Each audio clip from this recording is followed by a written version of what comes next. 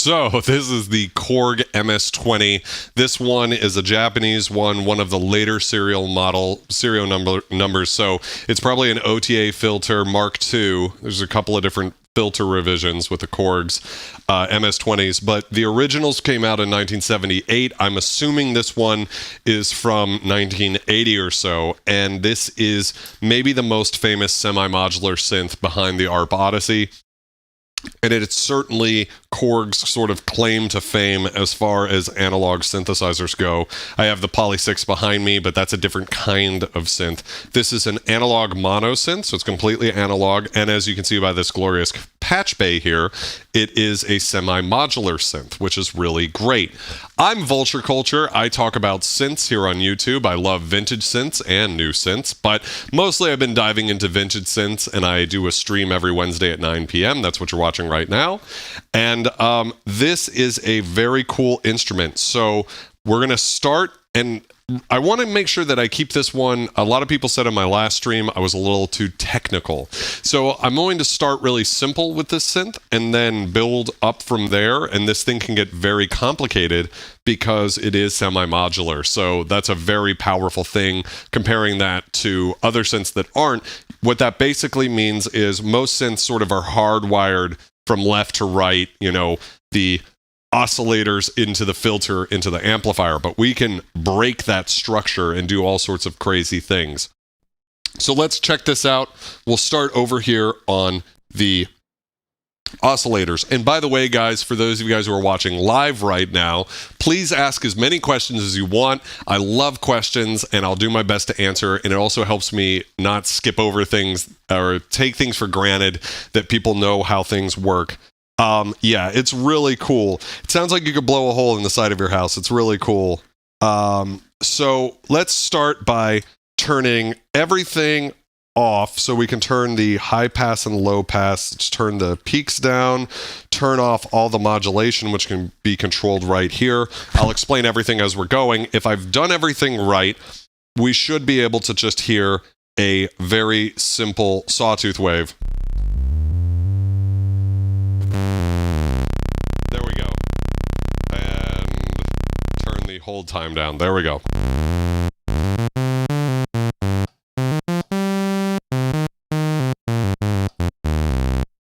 Matt Collins, when are you joining ZZ Top? I'm already a member. Question number 2, all the jacks and analog look are just awesome. Yes, they are. It's quite beautiful. And we will be using these cables here and actually patching this over here later on in the stream, but I want to make sure that I cover the basics before we get anything crazy. So we're going to start with the oscillators. The oscillators are the first step in synthesis. And with analog synths, you're basically getting something that kind of sounds like a Game Boy. It's a sort of ugly sound all on its own, but it's rich with harmonics, which make it interesting to shave away. If the sound didn't have a lot of harmonics, there wouldn't be much going on with the filter. So a sawtooth wave has a lot of what we call even and odd harmonics, which gives it this sound.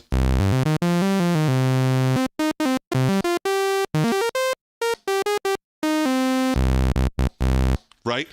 Now, if I move it over to a triangle wave, that has very few harmonics, and you can hear the difference is much more, it's a lot deeper, and there's not a lot going on, so as you remove harmonics, not as much happens. Ooh, that one sounds really weird. I don't know if I'm doing something wrong here. Oh, there it goes. Oh, that was crazy. You guys hear that noise in there? So that's part of the joy of owning a vintage synthesizer is things are wonky sometimes. So that's how a triangle wave on this synthesizer sound. It's actually pretty bright for a triangle wave. You get some good harmonics, odd harmonics. So just to compare that real quick, I always think of The Legend of Zelda 2 for the NES. It's kind of got that sound whenever I hear a triangle wave. Here is the sound of the sawtooth oscillator. So much, much brighter. There's much more to do by filtering that out. Much more can happen, whereas if I use the triangle wave, that doesn't sound as different. Just a little high end, whereas with this, it's much more dramatic. Right? We can get that sort of a sound. Love this thing and I'll never let it go. Bad Lux, welcome to the stream. You think the newer MS-20 Mini would sound much different? I do not think it would sound much different. For one thing, you've got both filter revisions, which is pretty cool. I believe on the Mini, definitely on the full size. I believe the MS-20 Mini goes for $550, which is just awesome. Like, it's so cool that you can get a synth for that price. And it's not from Behringer, like that it's the real authentic Korg, all of the same components, they say. And I believe Korg. Korg has a reputation of high quality design and building. And, I haven't done a shootout between the MS-20 Mini and this, so I might change my mind if I ever do. But I think that would be pretty good. The new MS-20 filter from Arturia is out this week, so it's really cool. The MS-20 is still today one of my favorite synths. Hey, Seb, how's it going? Used to have that in the studio many years back. It is the filthiest of synths, I agree. So, moving right along, so this is the sawtooth wave. Then we're moving over to the square or pulse wave. So, if I have this all the way to the left, this is the pulse width here. This should be a square wave. Yeah, definitely that sort of, Legend of Zelda sound.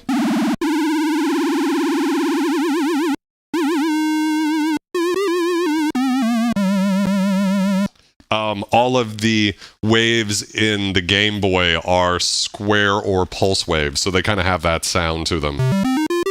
Now, a square wave is 50% up and 50% down. That's why it's called a square. It kind of looks like a rectangle, right? That's what the wave's like. But we can vary how much of that up is there. So right now it's 50-50. As we move the wave, the pulse width will make it narrower, which will sort of thin out the sound.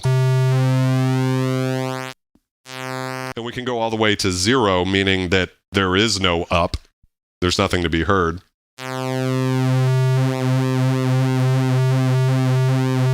And that sound of pulse width modulation in synthesis lingo just means anytime the synth is moving a knob for you. So this type of sound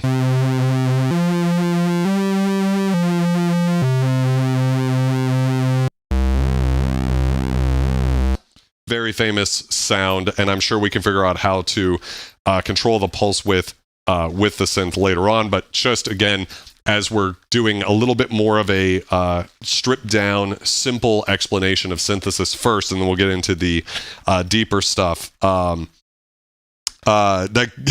course, Legend of Zelda is all triangle waves. That game is obsessed with triangles. I don't think it was intentional. I think it was just the hardware they had. The NES, I think, could produce a square wave, a triangle wave, a noise, a sort of a noise sound that could be filtered maybe. Basically, an NES is very similar to an analog synth. I don't know if it's technically analog, but it's very close to it. So, yes, the MS-20 equals Prodigy for sure. Prodigy, and of course, Daft Punk was a big user of this synth, and so I believe it was used on Robot Rock as well as, I'm blanking on the other song, but a lot of Daft Punk type sounds came from this synth. So we've talked about the triangle wave, the sawtooth, the square wave, which we can turn into a narrow pulse wave, and then we have one more option, which is noise. white noise, so it's very, very bright, useful for making certain types of sounds. We can use that blended with a second voltage-controlled oscillator, so we can add a little noise if we want, which could be useful for sound design later. Defunk, yeah. Was that actually a triangle wave love story? Definitely John Carpenter vibes too, although he is most famous for using the Ensoniq SQ80. But anyways, now that we're over here, we've got a little mixer right here. And the first knob is VCO1, second knob is VCO2, so we can listen to that real quick. We have the same sawtooth here. We have a square wave. And we have a narrow pulse, so we can't vary the pulse width from here, at least as long as we are... there might be a way to do it with the patch bay over here. We'll get over to that, but... So we get a really narrow pulse. Right? And then we have ring modulation, which is interesting. So I think listening to it on its own... What we're hearing is actually the sum and difference of the first oscillator with the second one. So let's see if it changes as we bring in VCO1. We need to put that to an actual wave, so we'll put it to a sawtooth wave. Not too much of a difference. Now, really the magic with ring modulation comes from when the pitch, there's a difference in pitch between the two oscillators. The waveform matters too, but... So if we move this up... we sort of get like distortion. So instead of just this sawtooth wave... we kind of get this like filthy, dirty square wave type sound. What is pulse width? So one more time real quick, if we're listening to just the square wave here, it's taking the square wave from being 50-50, 50% up, 50% down, to like, 75% up to, or 25% up, 75% down, something like that. And you can hear the sound. It basically thins the sound out.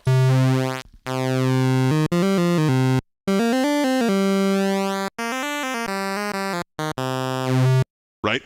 Anyways, ring modulation. Let's bring that back in over the sawtooth. So you get this sort of filthy sort of timbre to it. Now, as I adjust the pitch, right now they're the same octave, same pitch.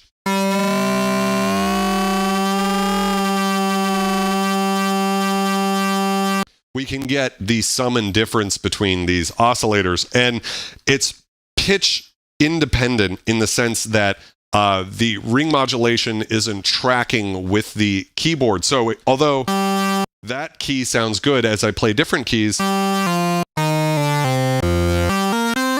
never mind, I lied, it is tracking with the keyboard. So this is how you can get some really great differences in timbre. And you can hear how it almost sounds like there's two frequencies, one going up and one going down at the same time. So this is like a way to get something like vibrato, but something kind of timbral.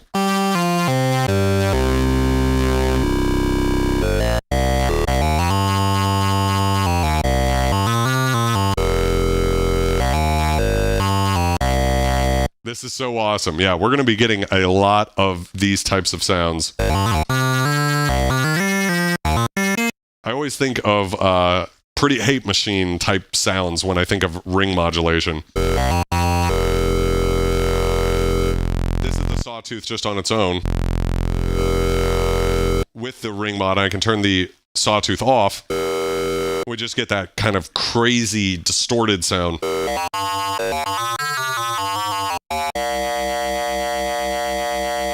Which sounds a lot different than a narrow pulse width square, right?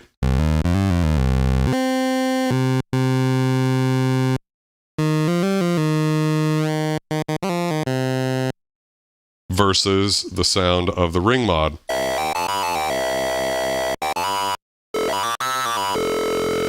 So I just wanted to emphasize there how different it is. And then we can get even more if right now we're at kind of like a nice sounding interval, but if we fuck with that,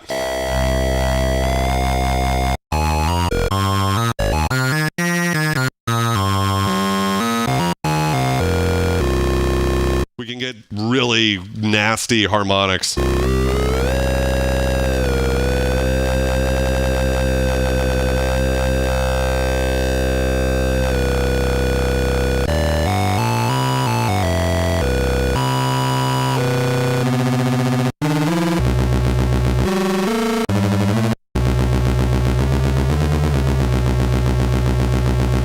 Yeah, so really, really crazy stuff there. Let me just make sure it looks like my chat timed out for a second, so I might reload this real quick and just make sure that I'm getting you guys correct. Let's see. Oh yeah, I did lose you guys for a second there, so if anybody said anything, I apologize. Let's go ahead. Seen a few PWM mods for the MS-20 that make this thing even more of a filthy beast. Yes, of course, like all vintage synths, there's a bunch of mods that you can do to it. For me, I mean, right underneath it, I have this Roland SH2, which has great pulse width modulation. In fact, I've got 20 other synths in here that do pulse width modulation pretty well. For me, it's not the end of the world. This thing is so unique, and there's so much you can do with it that that's not off the bat something that I'm worried about. Very hard to emulate that in software. That is correct. Ring modulation and certain sorts of like characteristics of screaming filters are difficult to model in software. So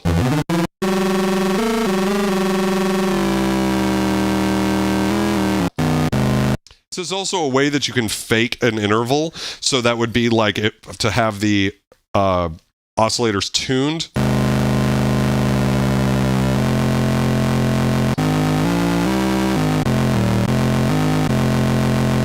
Right, so we're sort of getting like a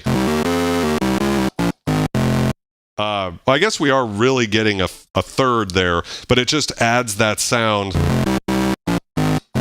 If we want to get a little bit more of a ravey type sound. Anyways, moving on from ring mod, we could talk about that all day, but let's go ahead and go back to just a simple sawtooth here.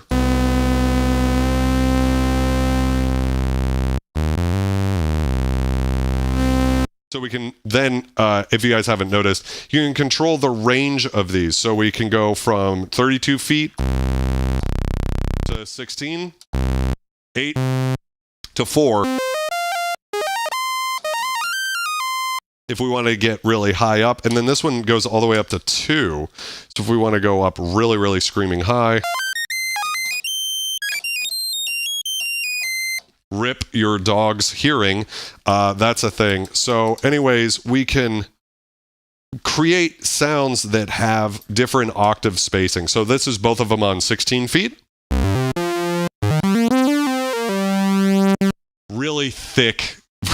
I can listen to 2 voltage controlled oscillator saws slightly detuned all day long. It's just a gorgeous sound.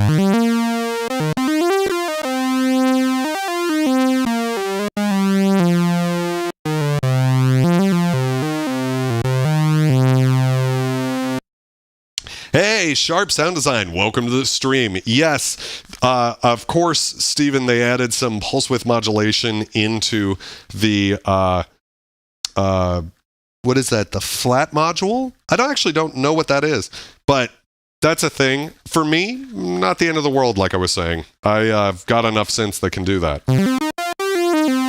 Sounds really great. Now what we could do is change the respective octave of just voltage-controlled oscillator 2.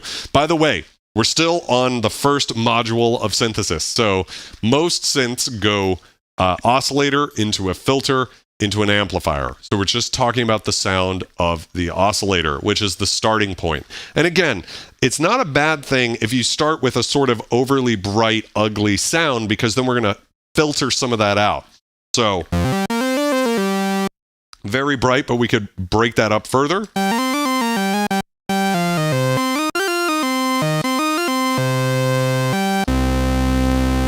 All the way to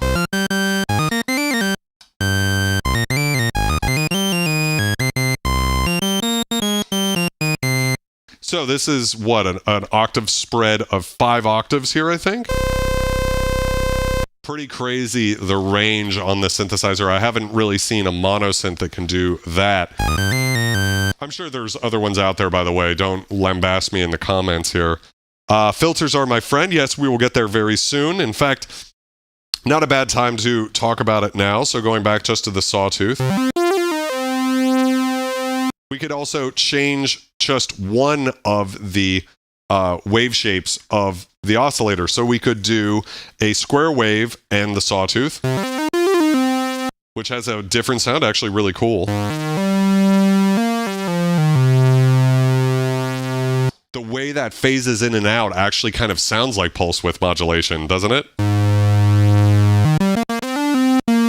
Let's try it with the narrow pulse setting.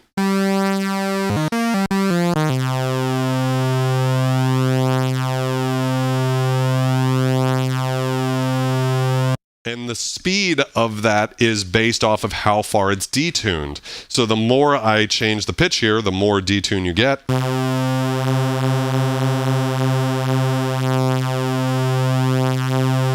So for like more of an aggressive, I don't know, pendulum style lead, we could use a little more of that.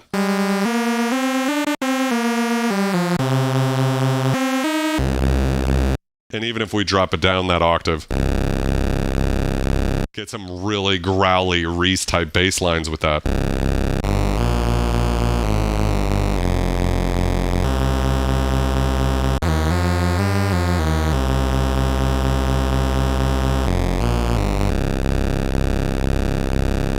That sounds awesome. That's really cool, Steven. I didn't realize that. I didn't realize there was a difference between the keyboardless version and the keyboard version, so it's really neat. We'll tune those back in and bring it up so we have just the two sawtooth, same octave.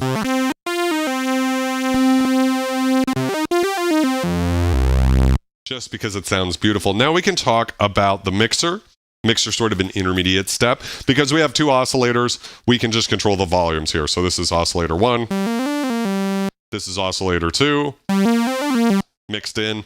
And that's really simple to understand. It's volume knobs. But not all synths have that. There's certain synths where you can turn on an oscillator, but it's at like full volume. Like, so the Chroma Polaris is like that. Juno-106 is like that. So it's a nice thing to have back there. Everybody run, it's a 40-foot B. So now this is fed into two filters, which makes the synth pretty unique for the time. And what I believe is true about this synthesizer, which is not true about any other synthesizer in the room that I have, there are analog synths that have two filters. So the JX3P, for instance, has a high-pass filter and a low-pass filter. But the high-pass filter is not resonant.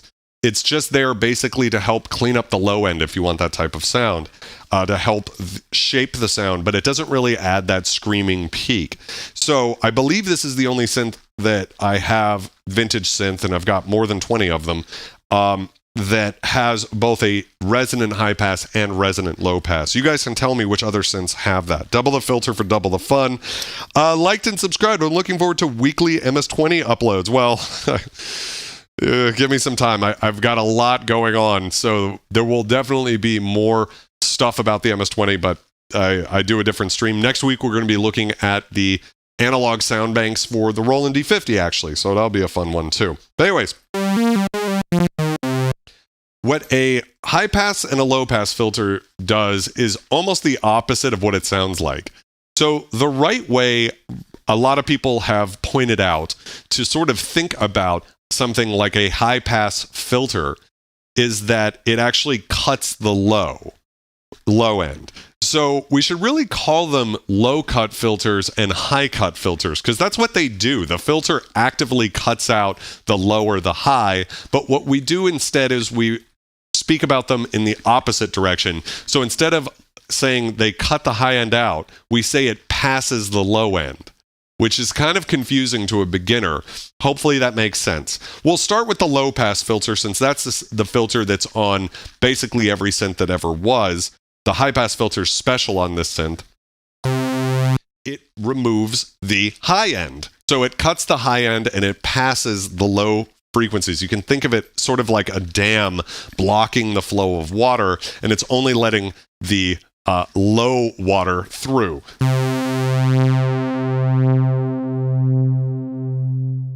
So as we bring that down, you can hear that we have changed the timbre, and now we have this darker sound.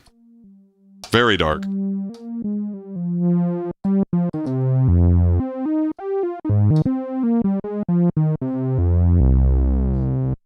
Useful for bass sounds, but on its own, it's not that interesting until we start adding in an envelope, but we'll get to that later. Can help smooth out some of the high end, though.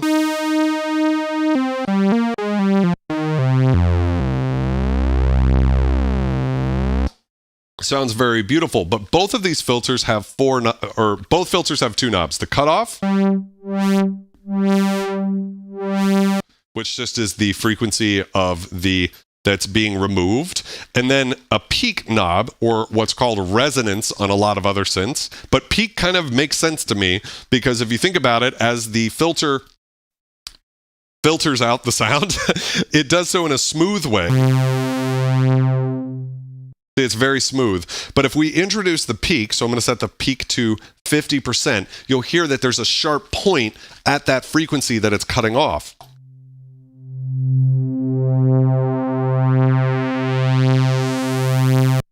And that is the magic of analog filters. So it's not that, in theory, digital software can't emulate that perfectly, but often it doesn't get all of the rich harmonics and characteristic sound of that analog filter that's so special. And this filter can really scream. So watch your earbuds. I'm going to start cranking it up further.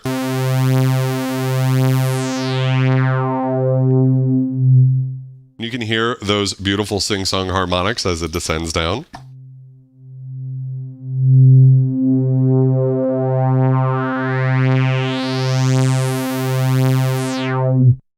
I do not have an SH-101. So I have an SH-2 specifically because I wanted the SH-101 sound, but I wanted a synth that had multiple oscillators. So that's a really cool thing about the SH-2. I'm a fan of underdog synths, like synthesizers that don't get enough praise. That wouldn't be the Korg MS-20. It's gotten plenty of praise. But for me, the SH-2 is a really cool synth that sort of gets overshadowed by the SH-101, which is a very, very similar synth. You hear those almost sort of vowel-y type sounds as you increase the resonance. So now I'm going to turn it all the way up to 10. And yeah, so we'll just do that so you can hear that sound.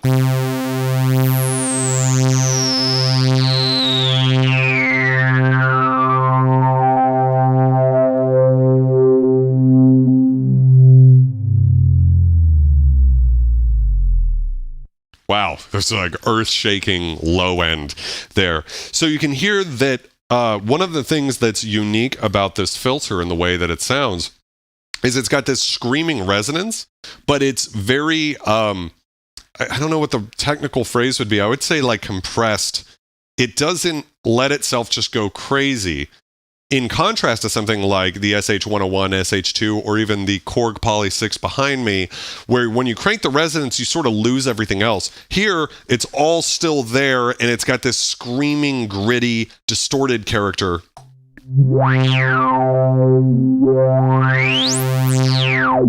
Instead of just sort of becoming all resonance peak and nothing else, or losing bass, you really get a lot of great sound. So that's how it sounds without any resonance. And the same thing, the high-pass filter does a very similar thing, but opposite. So the high-pass filter cuts out the low end and passes the high end. So here's how this sounds.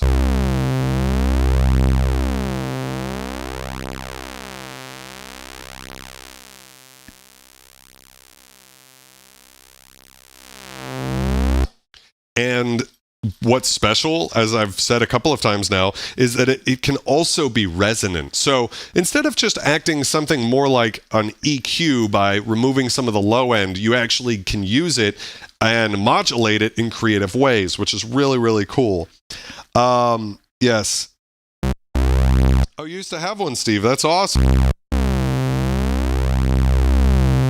So 50% resonance.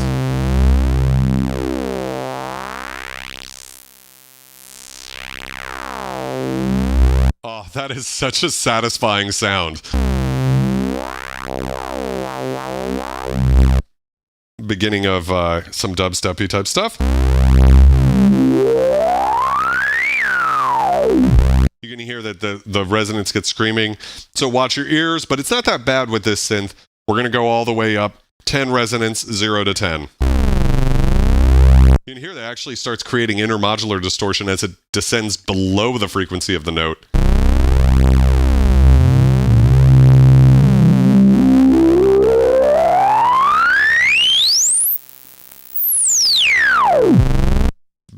Very, very shrieking power. It sounds really great, almost all the way up to 10. Around 10, it gets kind of out of control for my ears, but that's part of what filters do. So anyways, we have that, and then finally, we just have the amplifier, which is controlled by this envelope generator here. So what a envelope generator does is it basically just controls the knobs for you. So right now, I'm just listening to the sawtooth. We could tell the synth to do that knob movement for us. Now, if I do that where if I hit a note and then pull the volume away pretty quickly, that's going to sound kind of like a pluck, right? So we could actually just tell the synth to do that. And the way that we do that is sort of a little counterintuitive the first time, but we'll make it really simple. So the synthesizer will always start at max volume, or it will get to max volume, whatever you set it at. So right now, it's just the sound, and that's determined by the sustain level. That's this knob. So we've got attack, decay, sustain, release. I know for a lot of you synth heads, you've already know about this, but I've had a lot of beginners say, hey, I got totally lost on your last stream. So I want to make this also a great intro to synthesis, and then we'll get more into what makes the synthesizer interesting on its own way. So, and it's also a great way to just check out the sounds of the synth. And in fact, I'm going to change up the, I'm going to do a square and a pulse just to change it up to keep it interesting. So we're just listening to a square wave right now. You add a little pulse wave in. Right? Anyways, the sustain level is the only one of the 4 attack, decay, sustain, release that actually sets a level. All right? So we're starting at 100%, and then the sustain is what it falls to, generally speaking. So we can think of that as just really the volume knob right now.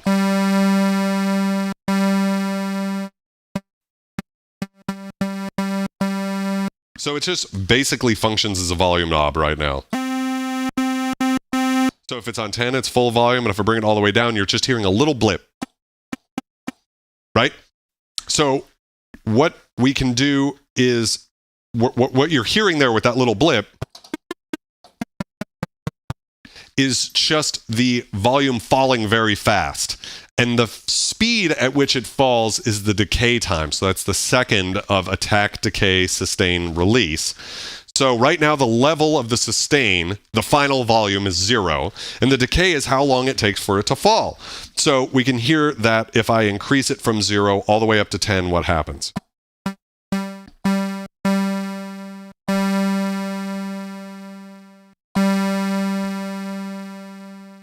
Already at 5, it actually takes quite a while to decay, but why don't we try it all the way at 10 just to see what happens?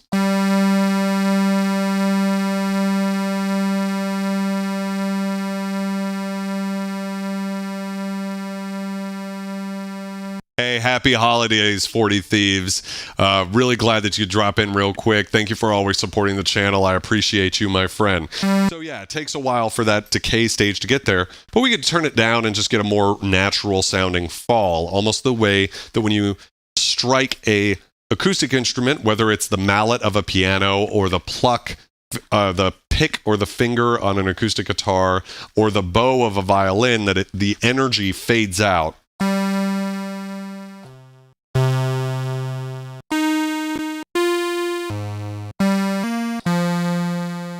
So we begin to create a more interesting sound. And then we have 2 more controls, and they're the very beginning of the sound and the very end of the sound. Steven, have a great night, okay? The feed is breaking up. Oh, it looks like I am having some problems over here. Let me go check real quick. Am I having any issues here? How's it looking, you guys? Are you guys getting some glitches? Looks okay. Looks like it's going there. Am I dropping any frames? Oh, no, I'm not. I haven't dropped any frames. So I don't know what's going on, Steve, but you'll be able to watch this video later for sure. Have a wonderful night, and thank you very much. Anyways, let's talk about the release time. So all that is if I add some release, that's how long it takes to go from the sustain level to 0 after I take my fingers off the keys. So right now, I'm going to put the sustain at 50%. So it'll decay from 100% to 50% based on whatever the value of the decay is.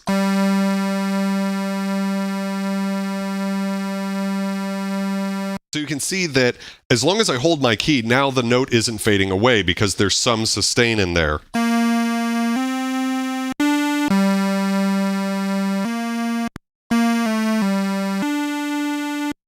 You were like speeding up and stuff, but it's better now. Okay, good. You guys let me know if there's any more issues. At least on my end, it appears that I haven't dropped any frames, but there's all sorts of way the internet could be fucking this up, so I wouldn't be surprised if that's a thing. So, real quick, here's decay with no sustain. Fades to 0. Here's decay to 50% sustain. Keeps going, right? Now if I, whoopsie daisy, if I add some release, you guys will hear that as I pull my fingers off the key bed, we still get some sound.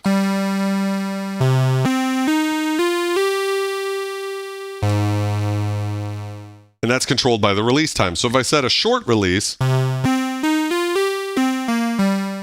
we get a pretty quick, almost natural sort of sound, because it can be a little jarring if it shuts all the way off, right? So if I put it to 1, it almost sounds like the reverb you would hear naturally in a room, right? Like if you hear a sound in a room, you hear a little bit of the sound of the room too. If you ever clapped your hands in a hallway or in a, what do they call that? A stairwell. And then, of course, we can go really big. And this is how, before there was reverb for everybody that was easily available, before digital reverbs and things like that, one of the ways that you had to get these types of big sounds like you're in a cathedral or in a cave, right, was just to increase the release.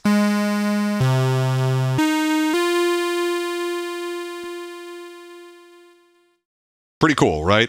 So anyways, we can just set that to a moderate level of maybe 2 for now. We get a very nice kind of sound. Let's go ahead and change this and put this over on ring mod just to see what we get. A little bit of a different sound. I just want to keep changing up the oscillator sound so you guys get used to different things and we can hear how different stuff sounds. I'm actually going to put it on triangle in ring mod. See how that sounds. I really like that sound, actually. It's very interesting. Again, I can't help but feel that ring mod plus the square or triangle waves actually sounds a lot like pulse width modulation. It makes me feel like I wouldn't ever need that because you kind of can get that sound.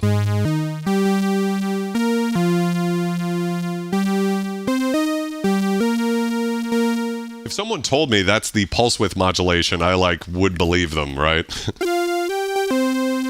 Anyways, back to the topic. Attack, the first of attack, decay, sustain, release. That is the time it takes to go from 0 to 100. So now we're introducing a delay, a lag between the start of when I press a key and when it reaches 100% and then goes back to the sustain level. So here we go. I'll set it to 3 and you can see that it'll fade in the sound.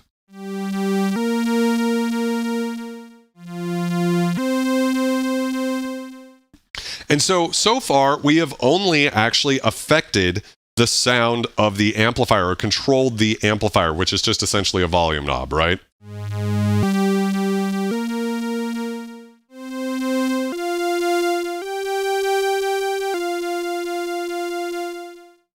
really can create some beautiful sounds without ever using the filter, right?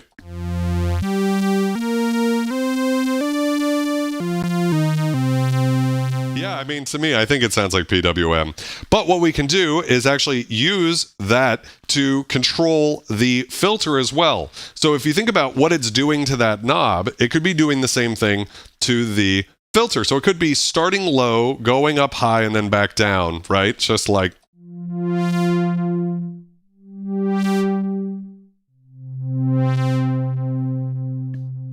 right? I'm doing that manually with my hand, but we could use that same shape of fading in and then fading back down to affect the filter. And all we do is we just turn up this knob here.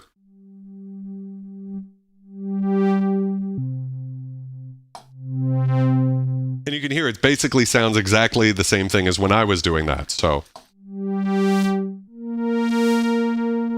going to increase the release and decay now, because although the decay and release time sounded good when it was just the amplifier, let me crack my neck real here. I wonder if you guys can hear it. Yeah, probably could. Because there are now two modulators happening that are controlling the amplifier and the filter, it's more dramatic. It's like it doesn't technically take longer, but it's a bigger reach that's happening with the sound. So I'm going to turn the attack down actually, and increase the release and decay. And you'll notice that if I play a different note before the release stage is ended, it actually sort of just jumps to that note. And that's part of the analog architecture here. Is the stream... Yo, what's up, Shane? How's it going? Let's see. It does seem like my internet is... According to here, I haven't had any dropped frames, but let me go ahead and see. Let's see if I can do anything to change that. It seems like I'm just not sending enough signal at points here. I don't know if I can just bring my streaming rate down real quick, guys. Go over here and go bring my bit rate down to, say, a much cheesier number, which should be okay for tonight. I don't know why there's internet issues. Let's see if I can get that to work and if that helps at all. Let's see if that helps. I don't know, guys. You let me know. I don't know why the internet would be kind of having trouble. Yeah, there's nothing I can really do other than that. So you guys let me know if that fixed anything or if it was too low. I don't think that's going to help. I think I need to turn that back up. But let me know if that sounds... Real quick, let me know if that seems to have fixed the stuttering. I guess we can try a bit of the stream like this. You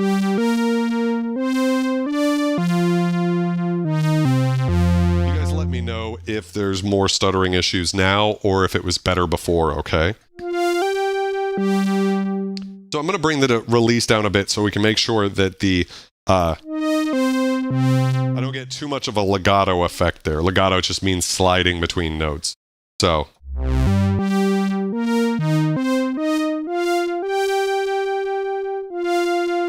And we can increase the resonance of that filter, right?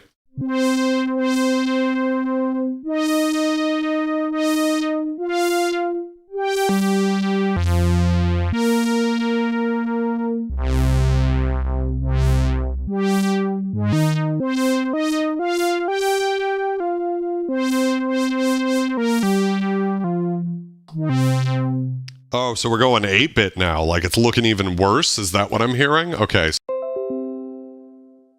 And see if doing a little reboot there helped at all. All right, guys, let me know. Let me know if that's any better, you guys, okay? Thank you very much, Shane, by the way. Is the stream going again? You guys getting me? Looks like it's going. Let me know how that is. Hopefully that might have just shocked it a little bit into compliance.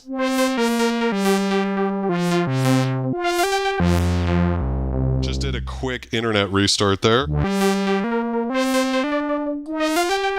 Huh, interesting. I don't know what could have caused that, but whatever. As long as it's better, I'm happy.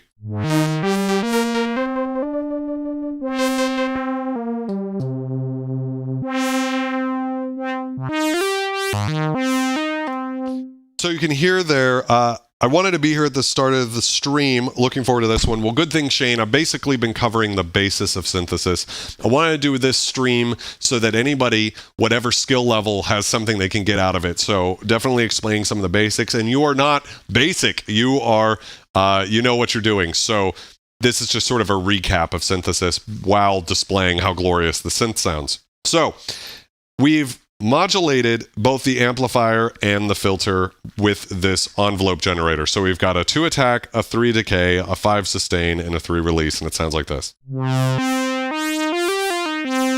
whatever I do to the oscillators doesn't, you know, affect that amplifier. So I'm now on a triangle and a square.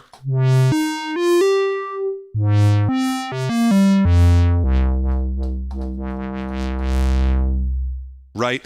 So we can change the timbre of the synthesizer, but the basic shape of how the tone and the amplifier work is going to be based off of that. Now we have a second envelope generator. We can get to that, get more crazy with it later. But what we can also do is modulate the high pass filter. And essentially what we can do with that is by turning up this, we can move both filters.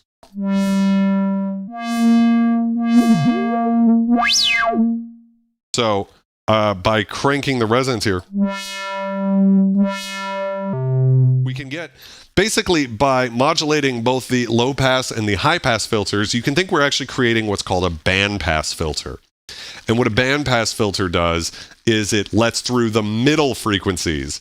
And I think if we set these to the same frequency, we should have a band pass filter essentially. So a low pass and a high pass moving at the same time.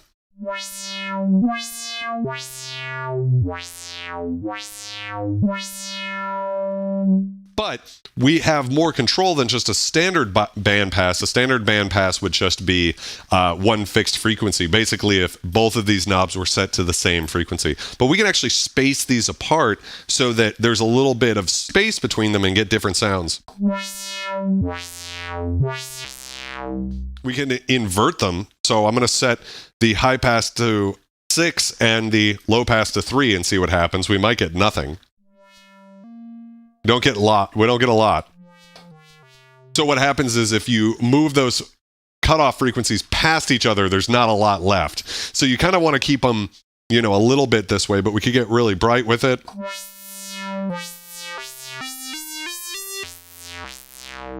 Or we could get darker with it to get more vowely. Those lower frequencies sort of sound more like the human voice. Definitely sounds like someone going, wow, right? Sort of the basis of synthesizing speech. We can adjust the relative amount that it's being modulated. So right now I'm using 100% of that envelope on the filter, but I could dial that back on the high pass. So for every bit that the low pass filter moves, the high pass only moves half as much. We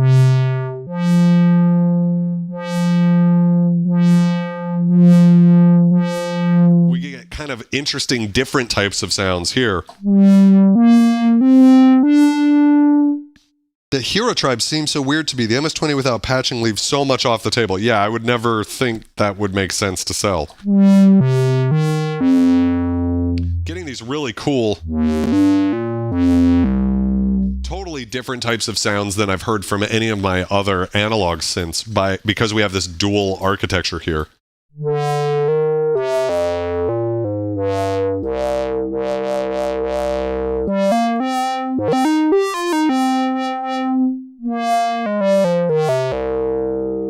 Sonic Vibe, welcome to the stream. I'm just glad it's the original designer. So this is the original designer, but only because it is an original Korg MS-20 from probably about 1980. It's a Mark II, which just means it has a slightly different filter, an OTA design. But this is the original design from 1978. This is a vintage synthesizer that's over 40 years old, but it basically looks identical to a new one, right? It's in great condition. You can see it's got some scratching right here. I don't know if you guys can see that.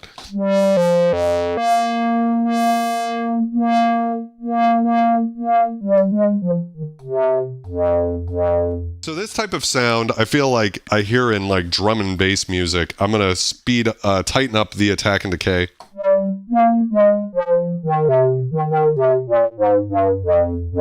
And because as you crank the resonance here, you get more distortion. That's awesome. That like really streaks. Let's try it at 8.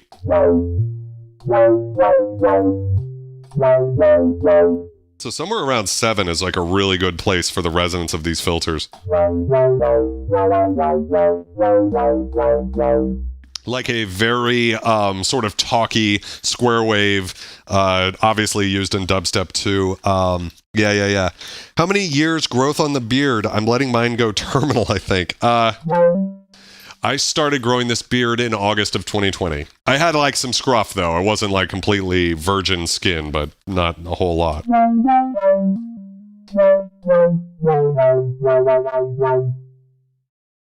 I wish they had done the MS-20 as a large rack, like the 2600 then. Yeah, so the MS-20 is an interesting, basically it's an expander. It's not a synth on its own, as I understand. Alex Ball just did a really cool video on it. And also shout outs to Alex Ball for pointing out to me that this is a OTA Mark II filter synth. I kind of figured that just based off of, I researched the serial number, and this is one of the last batches of original vintage MS-20s from Japan. So it's a Japan-only release. How did you even find this thing? Dare I ask the price? I love Mescal. So I don't like talking about the exact price of synths that I buy because I always hunt for bargains, and I don't want the sellers of the synths to not be able to sell as many synths at a good price because they gave me a good price or whatever. Like, and also sometimes, certain synths, you buy them and they go up in value a year later. So someone who's watching this video might see this and be like, oh, he bought a synth for X amount. I want to buy that. And then everything costs $1,000 more, or vice versa, right? Someone sells me a synth and, they're like, oh, it's great. And now the synth is not worth anything, right? There's usually a drop in price as like the digital recreation comes out. So like when I bought the JD800, I bought it right around the time that the JD08 came out from Roland, which is the digital recreation. And so I noticed there was a little drop in prices for a bit. So anyways, I don't want to talk about price only because like I plan to do a video talking about what are good vintage synths to buy right now, right? Based on the prices of what's on the market currently, right?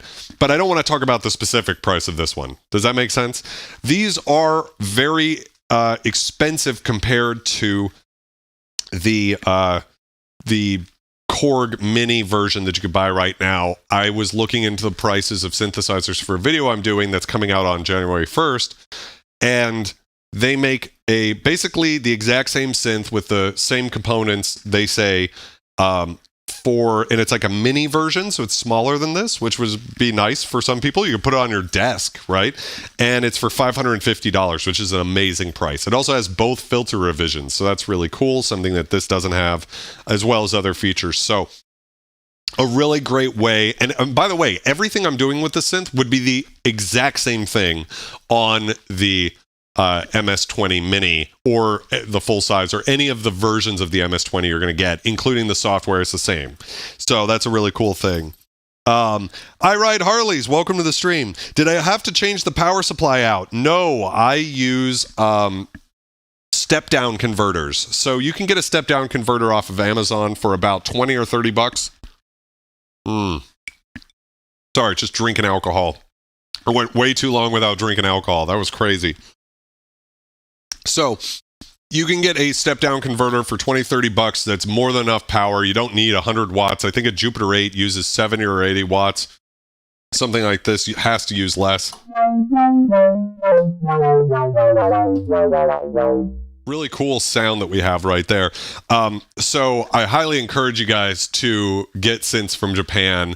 Just know that you will have to pay the value-added tax on top of that, which I calculated on this synth in particular was about 5% of the cost of the synth with shipping.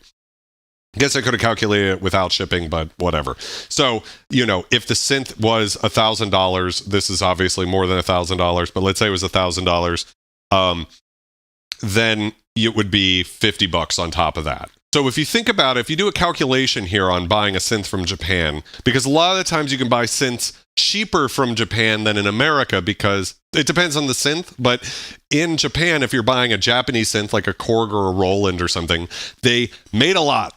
And they're there, and there's less demand, but there's just more of them in that country. So they sell a lot of them overseas, and you can usually get them at a discount. Now, if you can factor in plus 5% of the cost, so again, if it's $1,000 synth, that's $50. So now you've paid $10.50, plus the cost of a voltage step-down converter, another $30. Get those Amazon Prime them to your house. That's $30 more. So if you would save, if it was $1,000, if you save, or the price of the American equivalent would be $1,100, you're saving $20. Now for $20, I would just buy the American version, right? So you don't have to deal with it. But a lot of the times, a synth that's going for, let's say, $1,500 in America, you can get for $1,000 from Japan. So now you're saving $420 or something like that. 420, shout out. So yeah, that's definitely a thing I wanted to point out about buying Japanese synths. Oh, have a great night, Autumn. I love you. Take care of the dragon.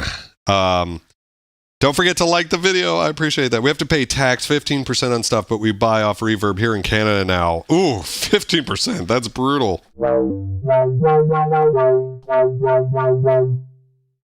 Oh, wow. That's awesome. You got it for $350 and it's below the import tax threshold. I didn't know about that. That's really cool. I need to learn about this stuff. I want to do a video talking about this because I feel like a lot of people don't know that you can do this type of thing. Anyways, so we've fucked around with that enough. Let's go ahead and turn the modulation off on the high pass filter and turn the resonance down. And now we have just we should have something kind of like a pluck sound here.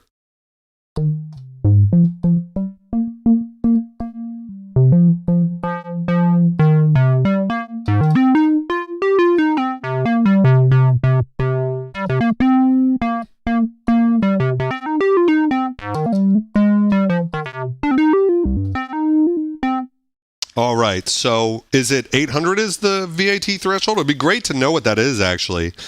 Yeah, let's see.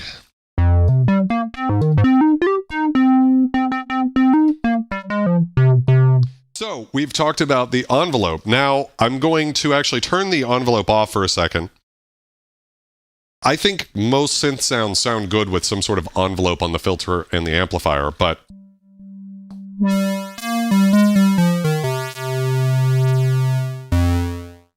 for now, what I would like to do is turn that off so you can hear what's happening with the modulation generator. So I'm sure you've seen this blinking red LED, and that is controlled. There's a little frequency knob, and you can see as I turn this down, it goes down.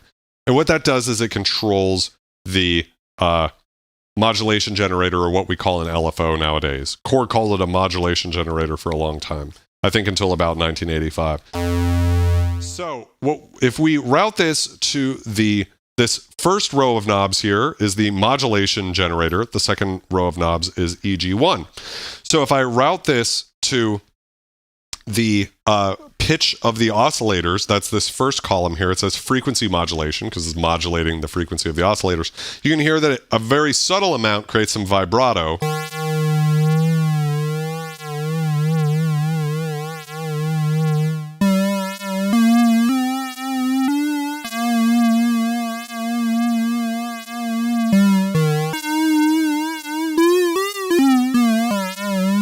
Pretty quickly you get kind of like a seasick type sound. But if I crank that up, it's going to be crazy. Right? So that's that sort of sound you've heard in video games before. And then we can control the frequency of that modulation. And We don't quite go into audio range rates, do we? You still hear that. You still, you know, your ear still picks that up as fluttering. Pretty crazy, though. This is how to create like a dub siren if you want to do that type of thing. Run that through some tape delay and you've got reggae. Let's turn that off though, because you know, vibrato is pretty extreme. Back to our square and pulse sound. Oh, phone's there. Let's go. That's the sound. We could then control the filter with that same modulation generator. So turning that on, this should be a familiar sound too. Got to increase it a bit. We could get all sorts of dubstep wobbles down here.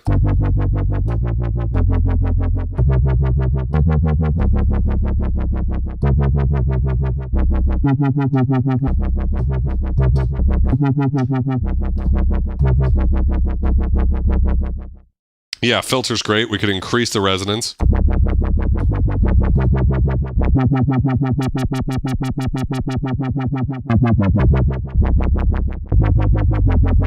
And this is how you can get these sounds. You can control the frequency.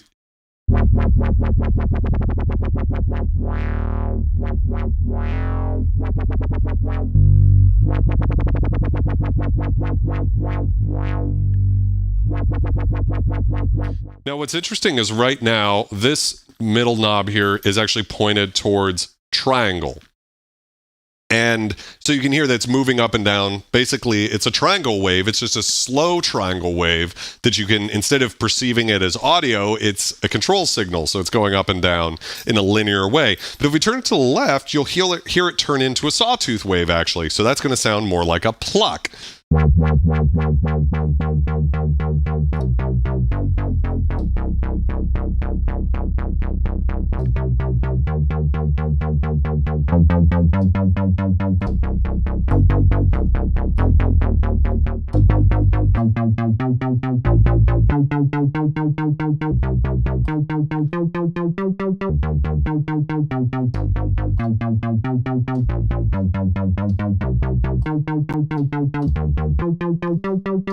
So that's like how you can kind of get that synthwave bass sound is by using actually the modulation generator, not an envelope, to get that sort of plucky filter modulation.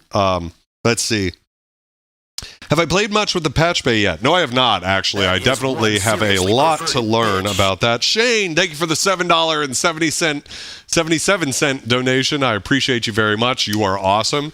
We're going to get to that. I've still got some time this stream, so we will definitely scratch the surface of this patch bay.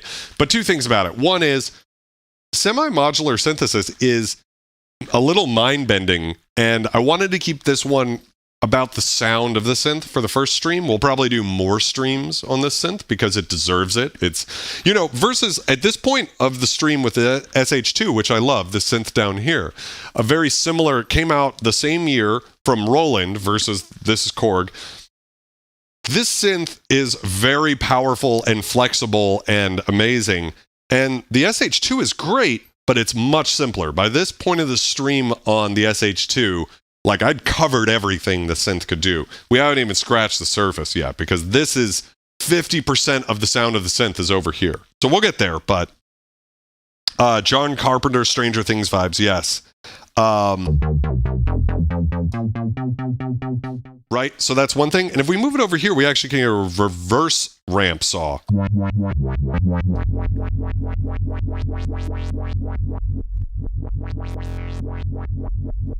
Right, so that's a different type of sound that's really cool. And we could use any of these, or kind of a blend between triangle and reverse saw. Or a blend of triangle and sawtooth, if we put it at 50% between the two. Now it's like wow, wow, wow, wow.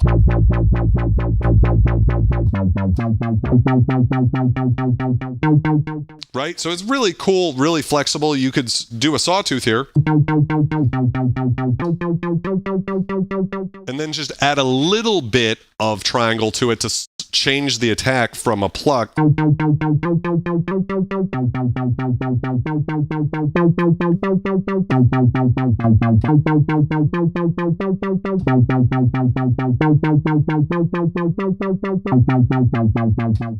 right? So that's a really cool way that you can do this. Hey, I appreciate it, man. Thank you very much. Happy holidays to all of you guys out there.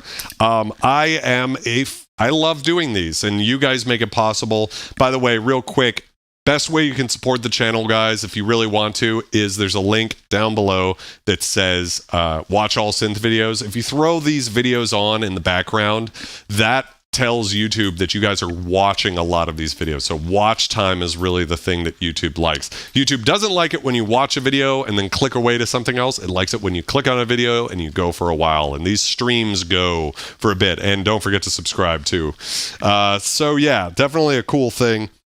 The layout is great and simple. I would say that the SH2 has a simpler, easier to grasp layout, but this is much more powerful. So that's definitely a thing. Not completely happy with the key step. Interesting. I appreciate it, Bad Lux.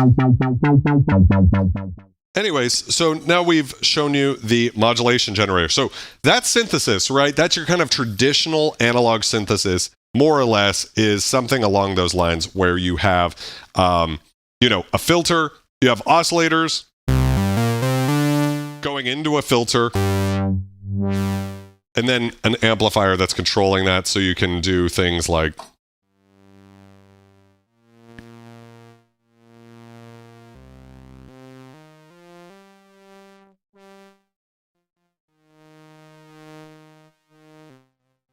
synth got really quiet. Have you guys noticed that?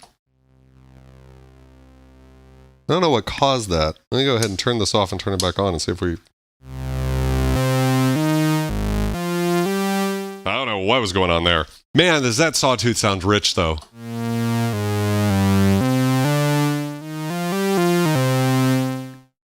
Really great. Turn the... And of course, this is how you can get these sorts of, brassy sort of Blade Runner type sounds.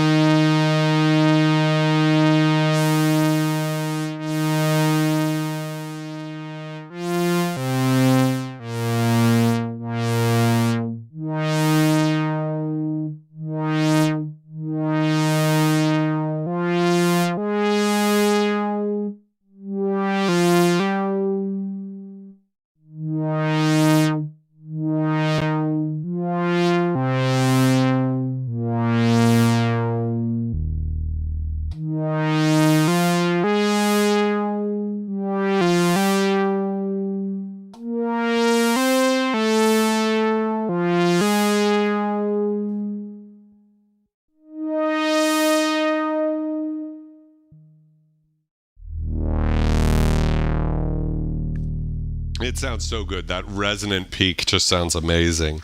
Let's see. I think Korg or Polyand as a sequencer has tons of squares on it. Might be more up my alley for sequencing. Yeah, manuals are tough. Death by Media, welcome to the stream. MS-20 is the punk rock of synths. Loved mine since almost 2 decades now. That's amazing.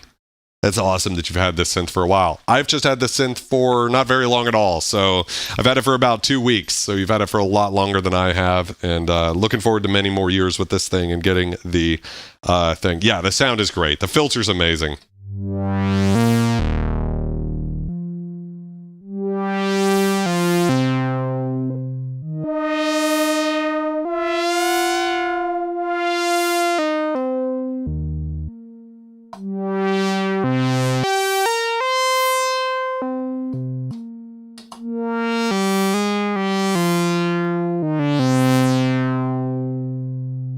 And then, yeah, we could use a combination of both. So right now we're just modulating with the envelope, but we could add some more.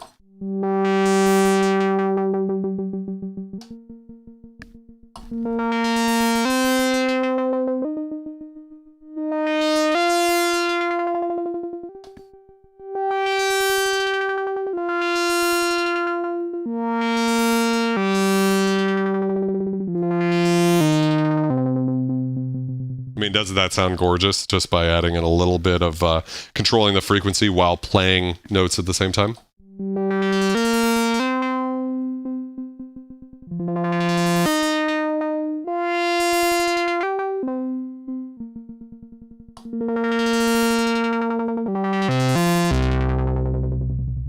Really cool. If the top back gets rusty enough, it makes its own spikes. That's funny.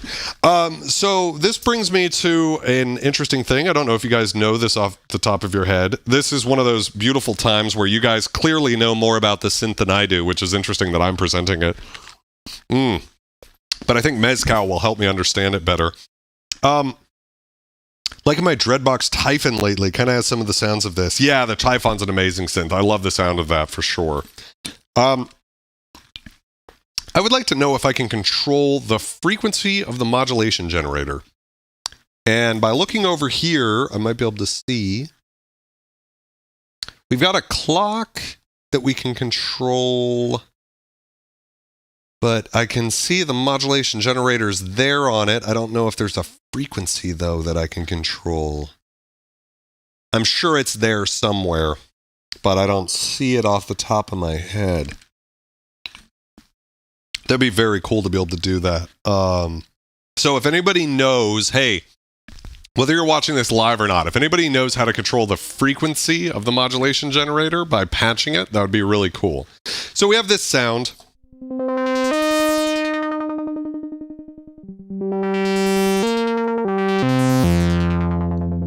Which I think is a kind of captivating, interesting sound to listen to. But right now we're just using the synth as it comes. You can think of it as pre-wired, but we can break that. So what we can do is take these cables here and actually plug them in different ways to get different things. So real quick here, one of the things we could do is right now we have on this little thing, I've got these three diagrams that goes from sawtooth to triangle to reverse sawtooth, right? So that's sawtooth to triangle to reverse sawtooth, right?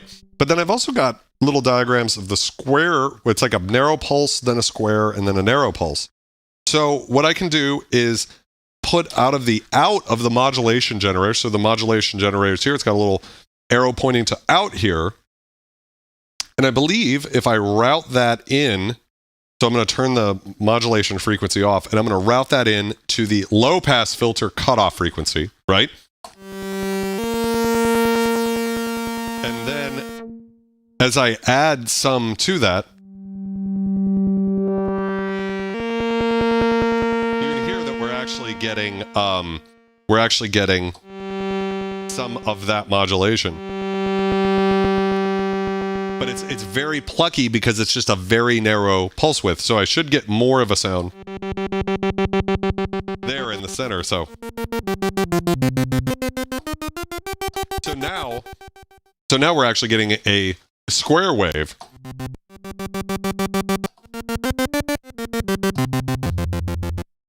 Instead of a triangle. And if I pop that out, we'll get back to the triangle, right? If I go.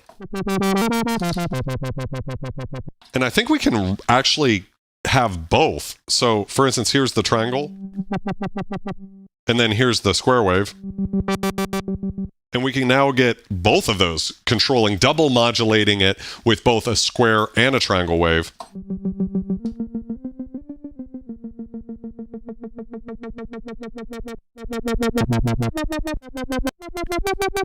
Which is pretty crazy that you can get these more complicated shapes. Again, so I could go for like a pluck and a pulse, right? So now it's basically like if I just have the pluck. Around there, we start to hear it actually as like a little tight little pulse controlling that.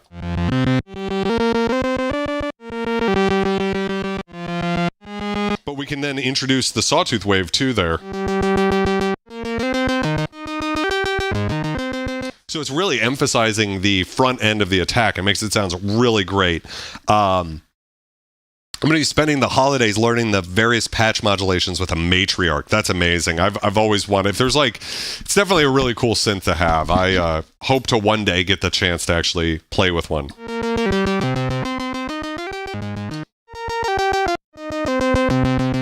Really cool that we can do that. So that's just one thing we can do. We can actually route that to control both of the filters. So if I set the filters, I'm going to have the peaks both at 50%, and I'm going to set the filters to about the same frequency. Now, if I take the modulation generator and I run it to the total here, that controls everything. So this should be controlling both the high pass and the low pass filter. Oh, I got to use this one instead. So something counterintuitive I had to learn is that when you put it into total, the top row of knobs counts, but if you put it in anywhere else, the bottom row of knobs count. That took me a long time to figure out. And by figure out, I mean I had to YouTube it until I figured it out. It's a good way that you can understand pulse width modulation in a different sense. Whoa, the microphone's going. I think it's, whoa, shit, motherfucker.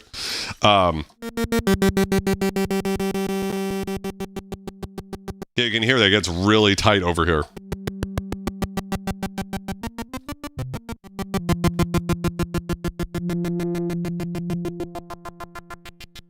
So we get these really cool sort of sounds if I have a faster frequency and I bring the high pass filter up.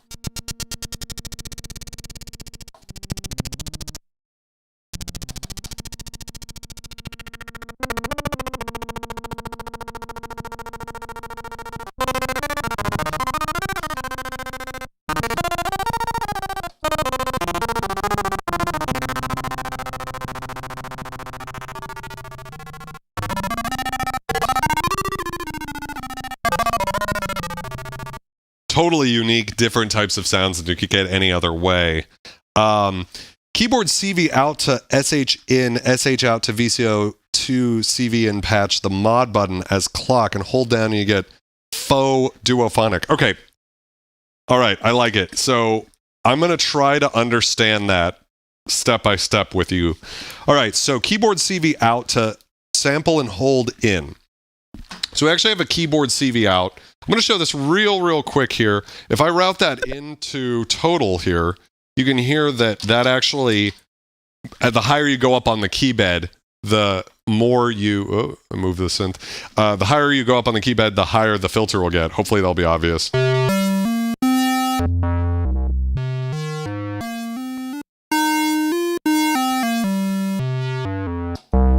Right?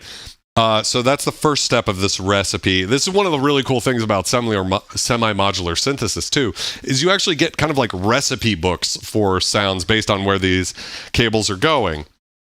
Okay, keyboard CV out. So that's running it to the filter, but I can run that actually into sample and hold in. Interesting. So sample and hold is a concept that is essentially like grabbing little bits of information at times. So if you were to sample and hold noise, for instance, what you would get is actually like stepping through the noise. So we'll try that also in a bit. I want to see that to kind of get that ARP Odyssey sound. Sample and hold out to VCO2. We're going to run that out into the VCO2 CV in patch. So VCO2 CV in. 1 and 2 CV in. VCO2 CV in. Let's go ahead and try that. So what that's doing is routing this, the keyboard out and then into the CV, or basically controlling only voltage controlled oscillator 2. So VCO1 should still be controlled by the let's just turn all this shit off real quick. Let's get this looking about right. Something like that. So VCO1 should still just be controlled by the key bed, but now VCO2 can be controlled separately. And let's see. And then patch the mod button as clock and hold it down and you get faux duophonic. Okay. So the mod button, so there's a little button here. I don't know if you guys can see that. Get real close so you can hear the sound. Right? And I'm going to route that button into, what does it say? The mod button as clock. Ooh.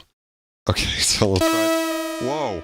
We'll try putting it into the clock here and see if this combination of spaghetti wires creates duophonic. What duophonic means is that you can play two notes at once. So this is a monophonic synth, right? You play one note at a time. But in theory, this should be two now.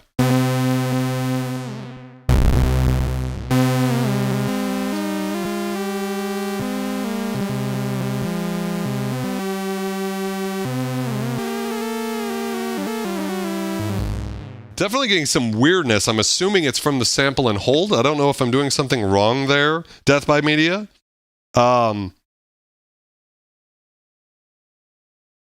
Yeah, so right now, I'll definitely look into that. I don't have any Electron stuff, so it'd be interesting to try that stuff out.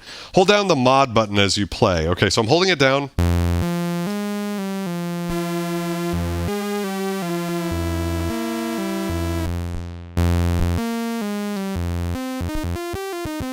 I'm holding that button down. I don't know if I'm doing it right.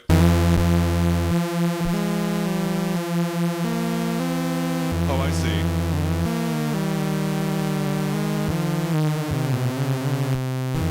Wow, that is pretty crazy to sound. It's not quite duophonic, is it?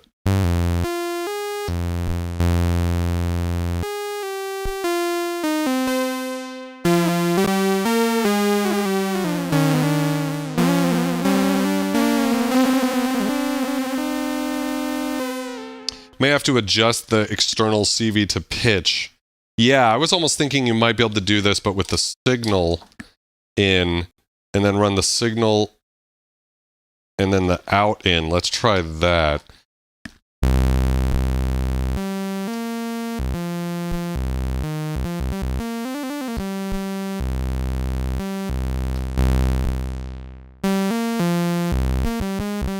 Well, that definitely doesn't work. Okay, that was what I was thinking would be the recipe for that. So anyways, let's pull all that back out real quick. Really cool. I want to try that again and see if I can get it sounding a little bit better, but that's not exactly right. But you could hear that you could definitely get a little bit of two different pitches. It was just odd. It wasn't 100% there. Okay, so one of the things that I love about the Korg MS-2000B, which is the sort of polyphonic digital recreation of the synth, sort of, is this patch called Ice Fields. And I tried to create it on their Roland JP8000 behind me, and I actually found it easier to make the sound on the JP8000 than it was on the MS-2000, which was really disappointing. Yeah, the one you recall, not in front of my MS-20, is what I shelled out. No, please shell out some more. I'd love to try some other things. But anyways, what I want to try to do is, we have noise here, of course.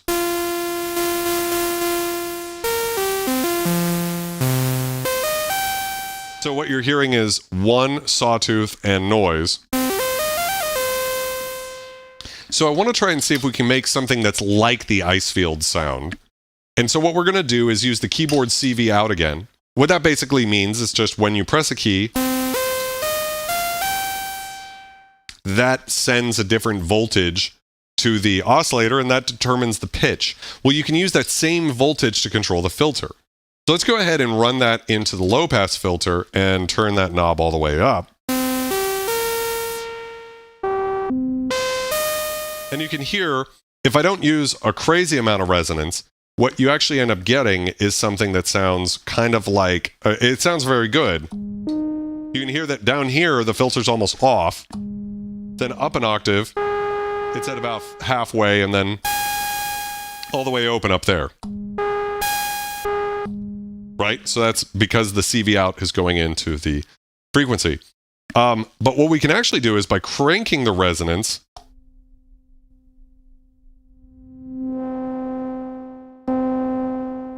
let's use this note.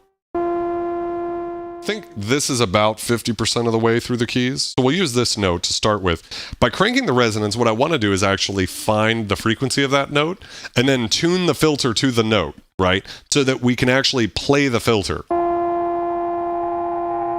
So when I crank it all the way up to 10, it's resonating. So you can hear that F, that middle F right there, it's doing that thing. But that's at 50%. So then to tune it, we need to adjust this amount so that it's right when we're playing, like, let's say, up an octave.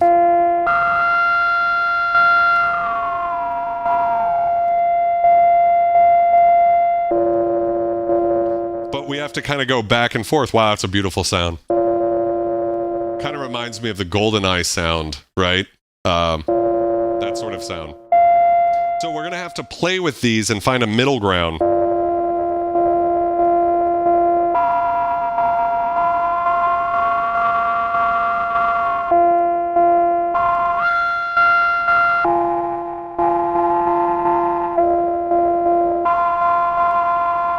So you can hear there, we've kind of overshot, and now we're getting a fifth. We're getting an actual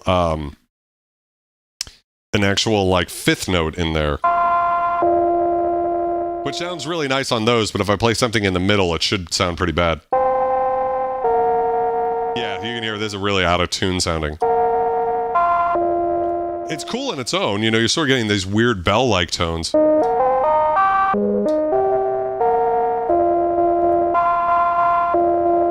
I'm going to go to C and this C because that's kind of like the middle there.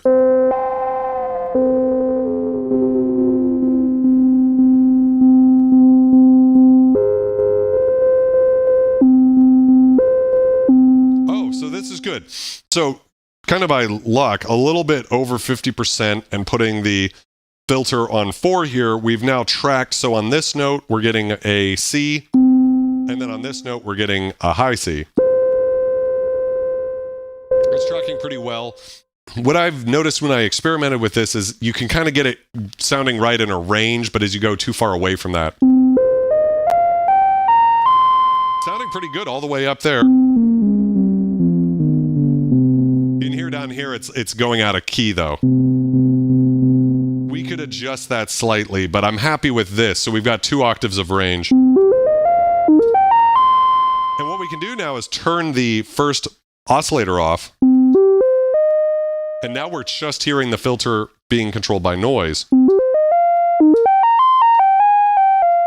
Which is essentially just a sine wave, which is really cool. So I just want to emphasize this. If I turn the resonance all the way off, there's nothing. Oh, I'm so sorry. That's why it sounds that way. Let's turn VCO1 all the way on.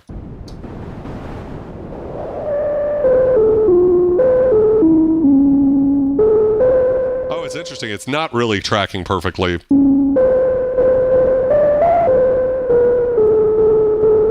Needs a Harvestman English tier module to correct it. I don't know enough about that. What is that, Wesley? By the way, Wesley, welcome to the stream.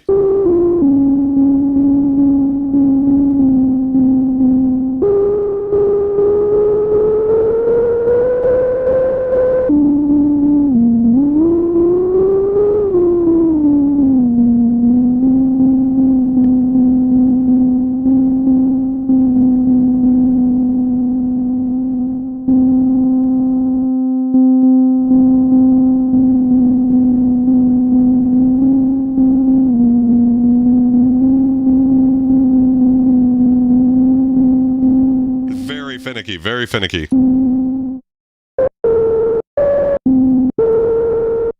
So if I have it all the way up, I don't know what that does. Whoa.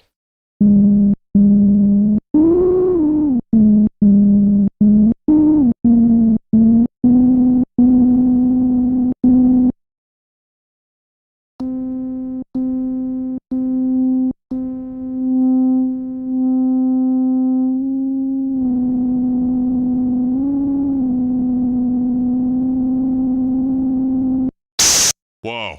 Yeah, so that's way too much. You have to use a little bit less than what, like, it would be great if on 10 it was there.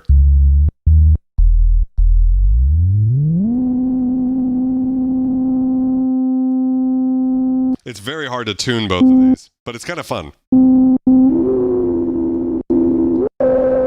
Right, and you can obviously tune, like, an octave right here. It's an octave, right?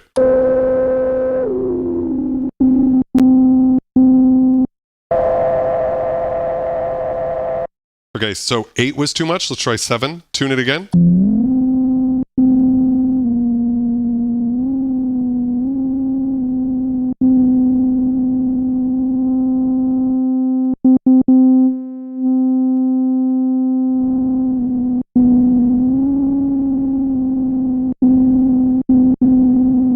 It's very finicky.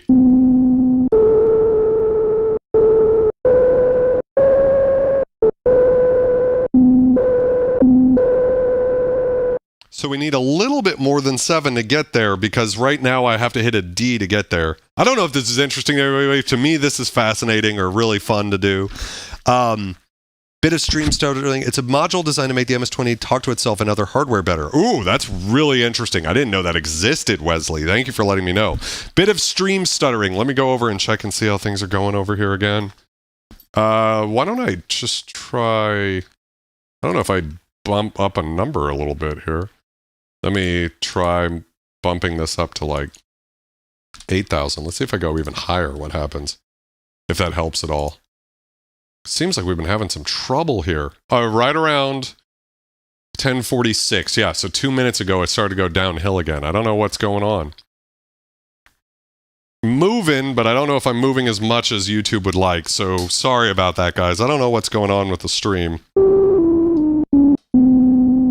All right, so again, we'll turn this up.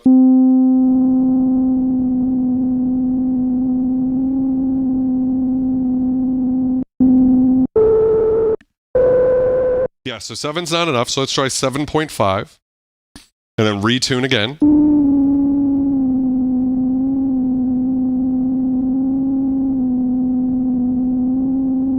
It is so finicky how you touch that filter. Okay, so if I turn the resonance down, turn VCO2 up.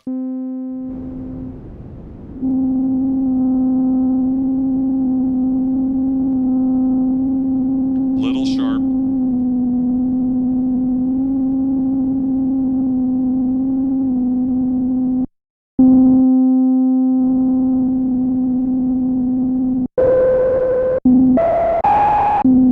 That's it.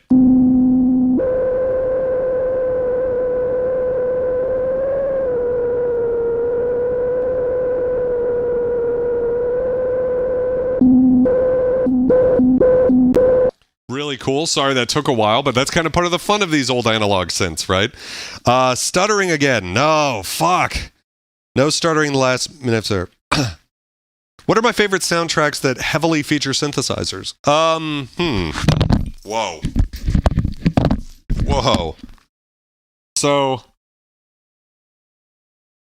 this might be a weird answer, but I think I got Omnisphere because I listened to the soundtrack, or I played the video game The Legend of Zelda Skyward Sword. Now, divisive title because it came out on the Wii, and not everybody liked it, but I love that game. I can see the faults in it, but I thought it was great overall. But most importantly, it had amazing music. Let me try to get this wire to stop fucking up the microphone. And when I heard the synth sound from the Silent Realm sections, I was like, oh my God, that is the most beautiful sound I've ever heard.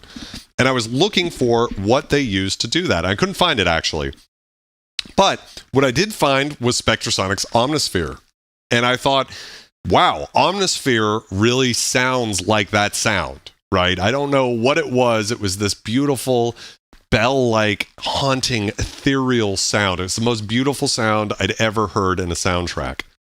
Totally captivating and unique. So I heard of Omnisphere, and back then I was broke as fuck. And so what I did is I saved up the $500 to get Omnisphere 2 when it came out. And I bought it and used it for a few years, and then one day I came across the Luminosonic light bulbs preset in Omnisphere 2, and it's the sound. It actually was cool. I didn't know that when I bought Omnisphere. I just thought Omnisphere sounded close enough that I'd be able to make sounds like that. But it turns out that they used the preset Luminosonic light bulbs in the soundtrack of Skyward Sword. I actually did a video on this channel a while ago. It's not very popular because I don't think anybody's really looking at this sort of thing, where I believe I'm the first person to find out that that happened. Whoa, sorry. And that sound, and the way they did it is they actually mic'd up light bulbs. And by you know, like flicking the glass, like flicking the light bulbs, they would like resonate a little bit, and that was awesome. Like that's how they made that sound, was with these really tiny mics miking up light bulbs of different sizes, and they sampled that and turned that into a synth sound with a emulation of a Roland RE501 or whatever it's called, the Space Echo. They used that on the sound too. It's just one of my favorite synth sounds ever. And so I don't know if I answered your question, Shane, but anyways, that's like the idea, was that really got me into it. The Expert Sleepers Disting series has a mode to function as an English tier. I don't know what that means, Wesley. You're a little bit smarter when it comes to that type of stuff than I am, so if you can help break it down for a noob. So anyways, we've tuned this to the right frequency here. It goes out pretty quick, though. You can hear that that's out down there. Maybe we can try tuning it all the way down here.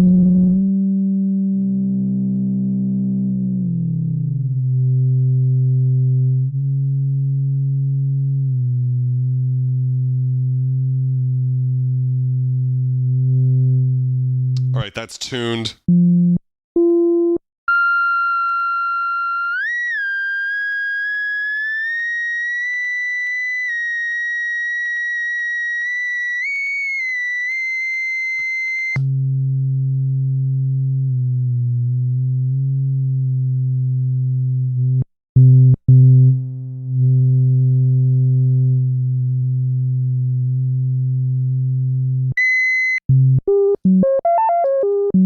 Well, somehow we've tuned this to be right, and this to be right, but in the middle it's off. Maybe I tuned it to the wrong octave, so...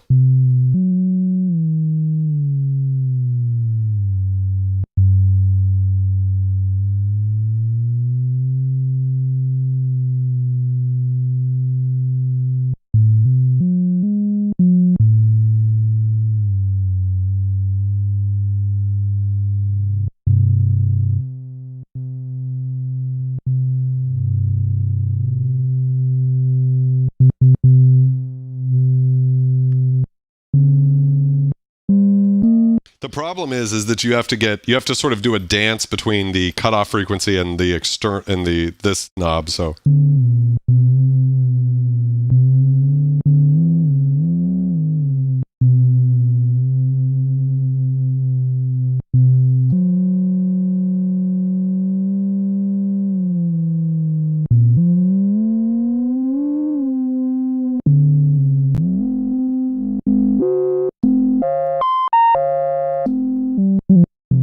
Well, I don't think I'm going to get it perfect, unfortunately. By the way, same patch, but you use VCO2 and under the volume knob for the duo. Just tried it and it worked. Okay. So, anyways, the idea of what I was trying to do with this. If I just reduce the peak a bit, so it stops resonating, right? Now what we can do is add noise.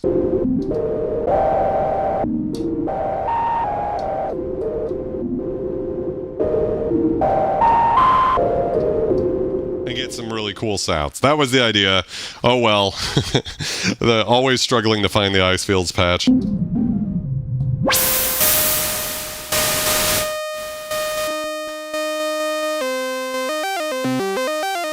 Okay.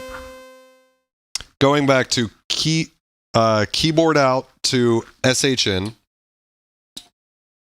Sample and hold in. Right?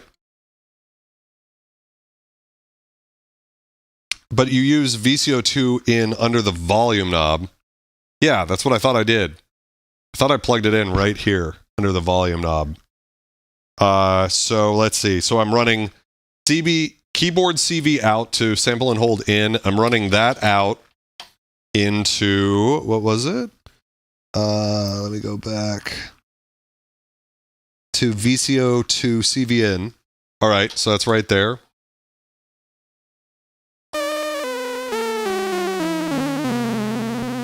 All right, so let me know. That's, I think, where you're getting the weirdness is from the sample and hold, right?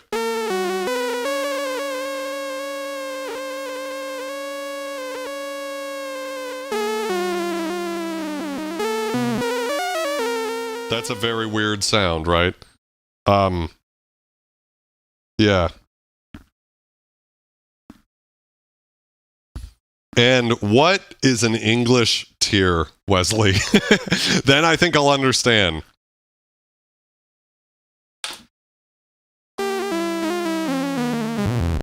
Really weird. And that's like kind of the joys of modular synthesis, is that you get these sounds that are totally cool.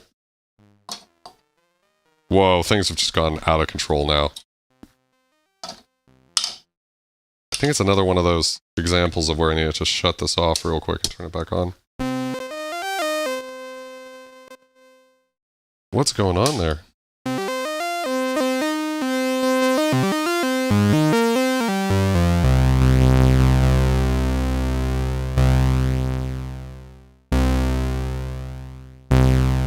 Flatulence. The duophonic patch. Yeah, I definitely can look up a few different things. So what else is there that I could talk about? Well, of course we could route actual noise into the filter. So this would be another way that we could potentially get the sound of that ice fields patch by modulating the filter. Button to clock. Okay, so we'll go ahead, keyboard CV out into in, out into the in of the sample and hold, out of the sample hold, into VCO2, and then the modulation button into the clock. Okay, so that was what was different, right? Okay, so then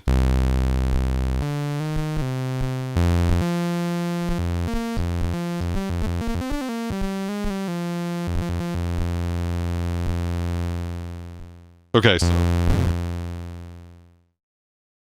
do I need to leave?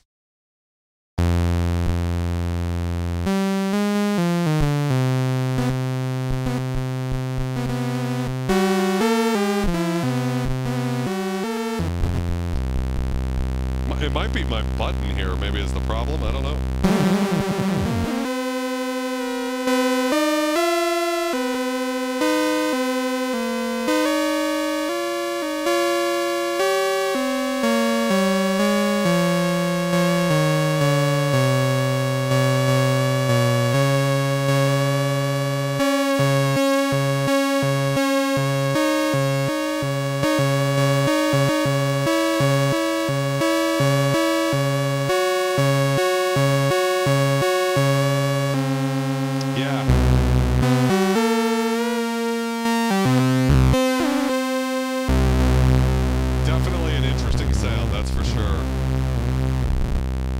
Anyways.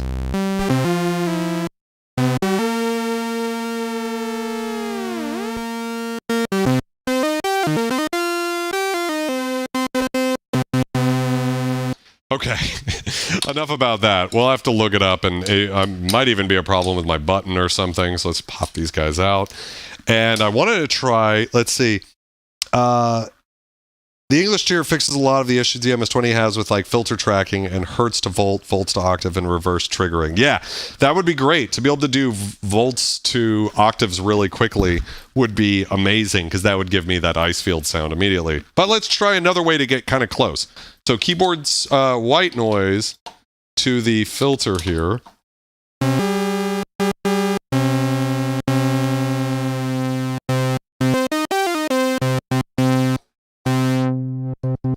And then as we turn this up, we should get more filter modulation.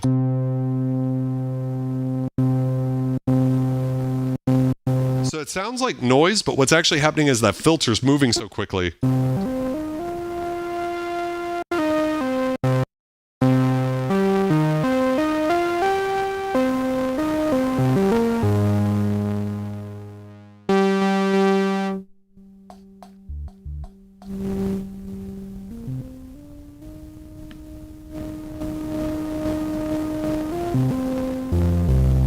What's interesting is you sort of only get the sound of the noise. You don't really get it in the way I was hoping. We could try this with pink noise too and see what happens.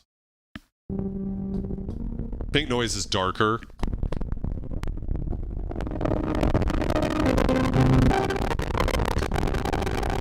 Get this really glitchy type of sound.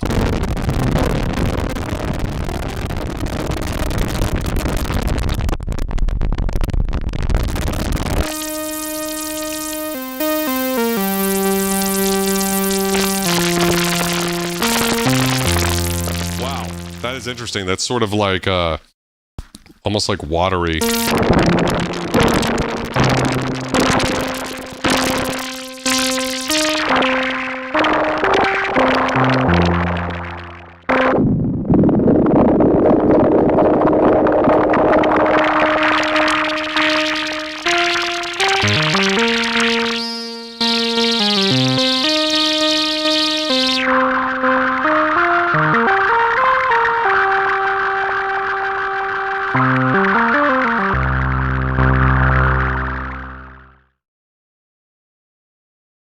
Let's see, and the EXT knob to the oscillator all the way up. The EXT knob of the oscillator all the way up. Okay, we'll try it again. Okay, so keyboard CV out to the in, sample and hold out to oscillator VCO2 CV in. That's correct. Let me know if I fuck anything up, okay? Then the clock comes from the button, and then what was the last thing? I got one more cable. And the EXT knob to the oscillator all the way up. Oh, okay, so oscillator here all the way up. Let's try it again. Whoa, okay, yeah, let's turn that off. Whoa, what is going on?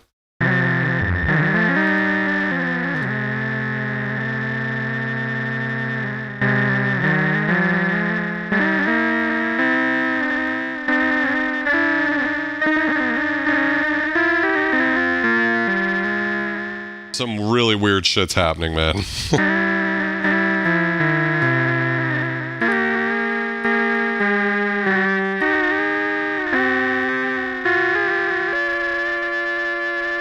I just don't know that I feel like those circuits are handling that well.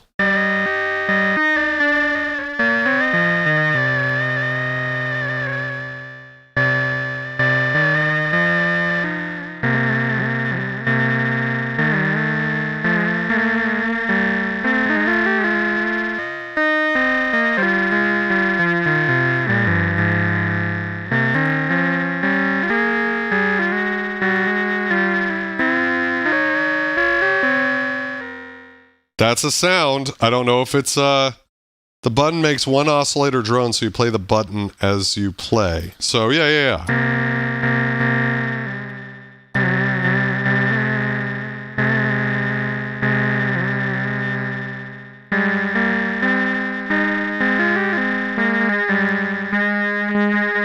It just seems to grab a random note. It doesn't seem to grab the right note. You know what I mean? Like when I held down on C here, it seems closer to G sharp than C, right? I don't know what I'm doing wrong there. Just notes, my guy. This your stream, my guy. Do what you do. Yeah, no. If I'm messing it up somewhere in the patch bay, I mean, you can see it. Let me know. I wouldn't be surprised if I'm doing something wrong.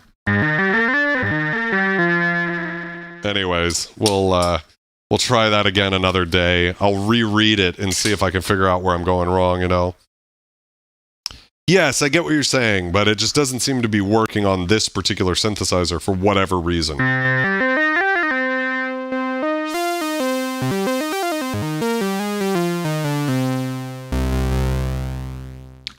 All right, so let's see what else there is going on. Well, let's see. I want to see if I can demo at least one more thing before we call it a day. I think that would be fun, wouldn't it? Let's see if I can control the... Oh, we have an external signal in. All right, so let's see what happens if I do this. Like if I run the headphone out, and I run the external signal in, can we overdrive the filter even more? Is that a thing we can do? So watch your ears.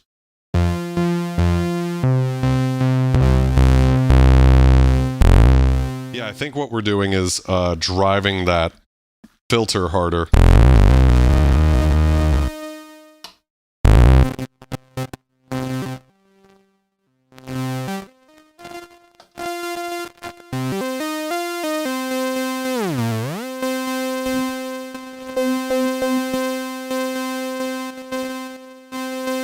But But I think we can push that signal by running the headphones out. So this is what you do on a mini Moog to really fatten the sound. Which you need to do with a ladder filter, right?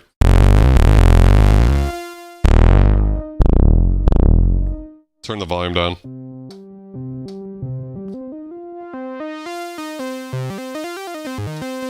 But as I turn the volume up, we start to get...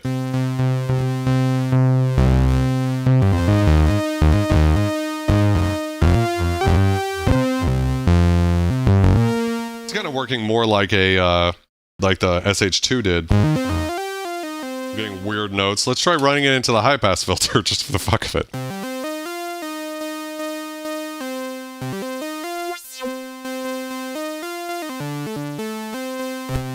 Doesn't seem to do much. We could control the high-pass filter with the modulation generator. And try that. Now I hear nothing. Whoa.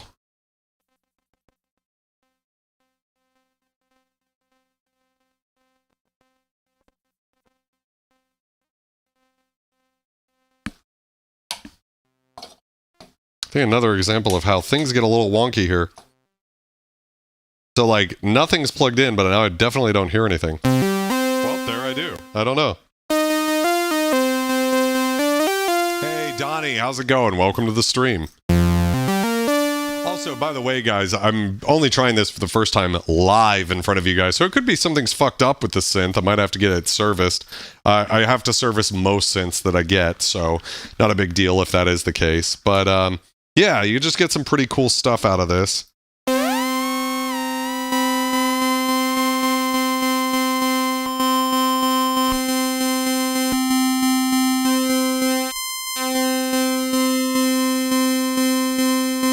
So we've created this really kind of almost bell-like tone by using... So we're using the pulse width of the square wave, and then we're using a really narrow pulse on VCO2.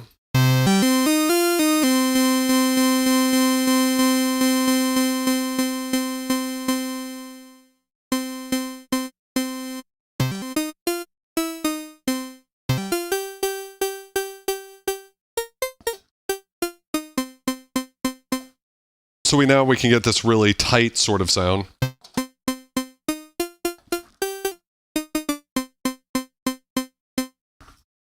The ESP is terrible tracking, but awesome sounding guitar vocal to synth extravaganza.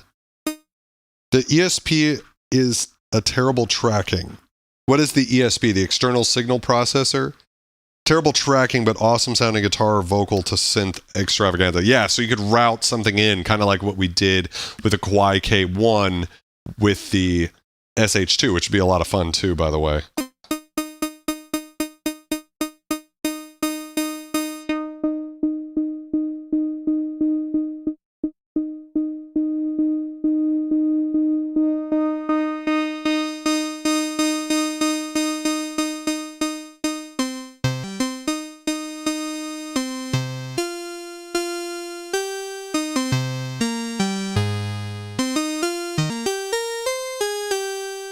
Get these kind of like beautiful bell type tones.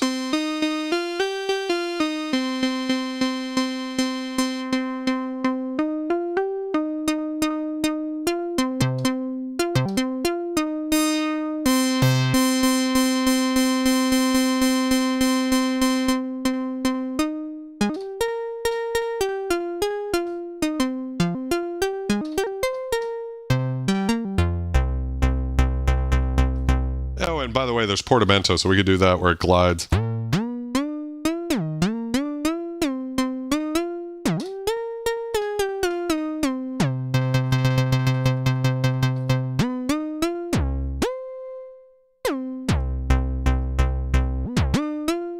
Get some kind of cool electro type sounds out of this. So anyways, guys, I think that's a pretty good place to stop. We've managed to fuck around with it a bit. Obviously, this is just the beginning. I wanted to really focus on this part of the synth for this first stream. And then we got over here and we got kind of down a couple of rabbit holes, which that's part of the fun of semi-modular synthesis. Fun or the horror, depending on who you are. This would be a great time for you guys to ask me any questions if you have any. I always ask you guys at the end of the stream. if there's anything you'd like to hear or anything you want to know before we call it a night, while I imbibe a little bit more mezcal before we call it a night.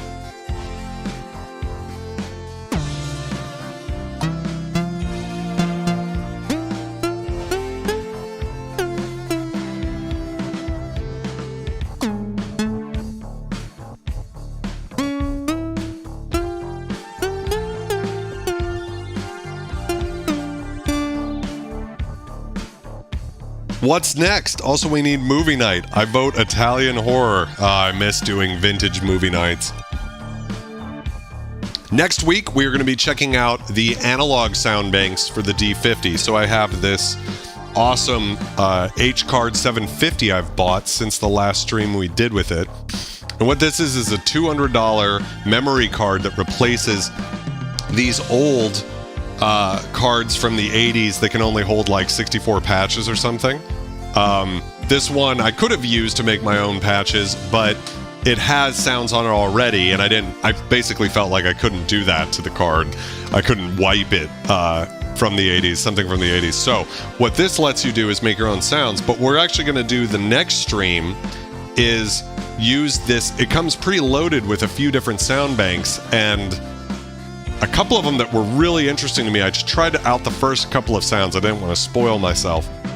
But there's two sound banks from the 80s called analog. So analog 1 and analog 2. So basically trying to get the D50 to sound analog. And I felt like for the viewers of this channel, that would be a really, really awesome thing to see. Because I love the sound of the D50. I think it sounds amazing. But it doesn't exactly sound analog. So I wanted to see what was the best that the creators of the D50 and sound designers could do at the time in 1987. So that's going to be really cool. There's a real duophonic patch, SH2 on the left hand and MS-20 on the right hand, yeah. Yes, so I believe this is a Rev 2 filter. Alex Ball actually let me know that, so shout outs to him, that this is most likely the OTA Rev 2 filter, or whatever that's worth. I know a lot of people lust after that Rev 1 filter, but for me, this filter sounds great. It really sounds amazing, so I don't feel like I'm missing out on anything. If I heard two back to back, maybe I would change my mind, but I don't know. Right now, I'm pretty happy with it, how it sounds. So, yeah, if there's anything else, guys, now's the time to ask. Otherwise, I'm going to go ahead and get going with the evening. It's been a lot of fun. I love all of you guys so much, and I hope you have a wonderful, happy holidays. I hope you have some family, whether it's chosen or by blood. I'm a fan of chosen family myself. I'm lucky enough to have a couple of good family members, but, you know, the thing is the holidays can be tough. It's like, if you've got conflicted feelings with your family, this can be a tough time for people. And if it is, I just want to say my heart goes out to you, and you are welcome in my family, the Scum family here on YouTube. Every Wednesday at 9, we're doing this thing, checking out different synths. It's a lot of fun. If you're a member of the channel, you can download the song that's playing right now. It actually just released today for members only. A song called A Place Both Strange and or Wonderful and Strange. A Place Both Wonderful and Strange is the name of the song in the background right now. I did it all with vintage synths, and it's for you guys. It's my holiday gift for you guys, or whatever you want to say. And I love you too, Nikki, so much. Both filters are amazing. Yeah, I'd love to hear the other one just for the fuck of it, but like I said, I'm pretty happy with this one. So, anyways, guys, I love you so much. Next Wednesday at 9 p.m., as soon as I finish the stream, the video should automatically go to that stream. And if you go ahead and hit that little notification bell, that'll be a great way for you guys to know when I go live. Right when I go live. And sorry about the stuttering issues tonight. Hopefully it is going better. I don't know what happened. I think it was probably just the internet in the area. Sometimes you can't control that. We do pretty well, almost never have problems, but I guess I had some problems tonight. I don't know if it was something I could have done better, some setting over there maybe. But anyways, guys, I love you very much. Have a very happy holiday, and I'll be back next Wednesday at 9 p.m. Eastern to talk about the Roland D50 with the analog sound banks from the 80s. So love and light, bitches. I'm out.